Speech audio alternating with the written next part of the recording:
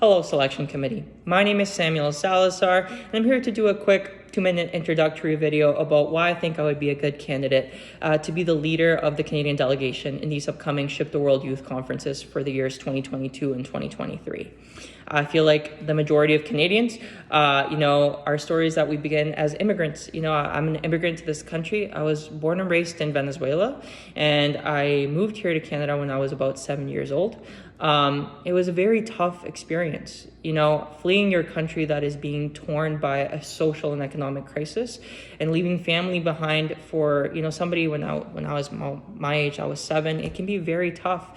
And moving to a country where I didn't speak the language and I didn't understand the culture, it was certainly a huge transition. But I find that, that Canadian essence is, our ability to be welcoming. And I found that the kids that I went to school with did the best in their ability to be able to communicate with me.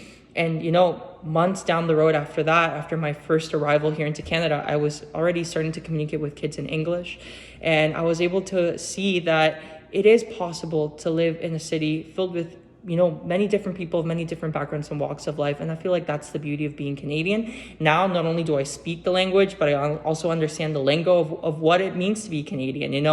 What's a toonie, what's a loony, or do you want to go to Timmy's and get a double-double? And, that's awesome. And some of the things that I want to highlight about, taking this to Japan and showing other countries' delegations about the essence of a Canadian. And, more on my personal note, because of my parents, job and career options, we've traveled around the world. So I've lived in over 28 countries before I started university. So I've been exposed to, different cultures, religions, currencies, governmental systems. And I'm pretty sure that is what kind of separates me and highlights me as a candidate to this position. And I hope it helps you in your selections process. And I wish you folks the best of luck.